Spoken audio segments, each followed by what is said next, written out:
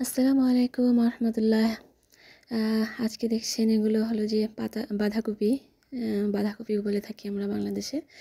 তো এটা আরবিয়ানরা কীভাবে খায় আজকে সেটা তৈরি করে দেখাবো আপনাদেরকে।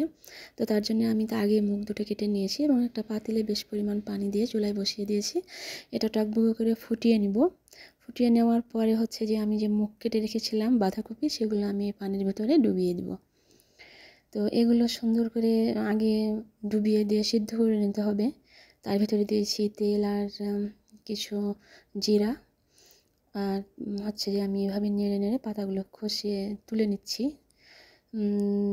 তো এখানে পাতাগুলো তুলে নিতে হবে। আর এখানে হচ্ছে যে কিছু দিলাম ঘি, আর একটা হলো যে পেঁয়াজ কেটে দিয়ে দিয়েছি, বড় বড় আকারের একটা পেঁয়াজ কেটে এখানে বেশ টমেটো সস দিয়ে দিব আমি।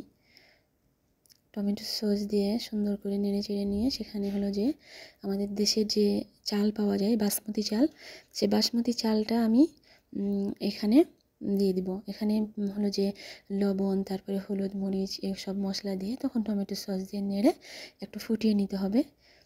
জাল করে নিয়ে তখন এর ভিতরে আমি দিয়ে দেব বাসমতি চাল ধুয়ে রেখেছিলাম আমি আগে।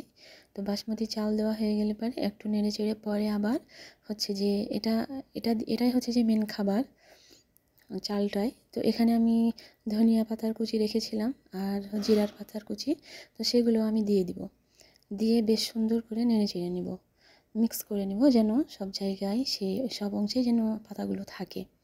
এবং তারপরে হচ্ছে যে আমি যে বাঁধাকপি এটা পুরোপুরি সব দুটো নিয়েছিলাম, দুটোই সিদ্ধ করা হয়ে গেছে। এখন একটা বাটিতে আমি সুন্দর করে এগুলো কেটে সাজিয়ে নিব। নিয়ে পরে আমি এখানে দিয়ে যে চালটা দিয়ে দিব, একটা পাতা প্রত্যেকটা পাতার পরে চাল দিয়ে এভাবে জড়িয়ে নিব, নিয়ে একটা পাতিলের ভিতর বসিয়ে রাখবো এবং টমেটো সস আবার তৈরি করে এটা রান্না করা হয়ে গেল।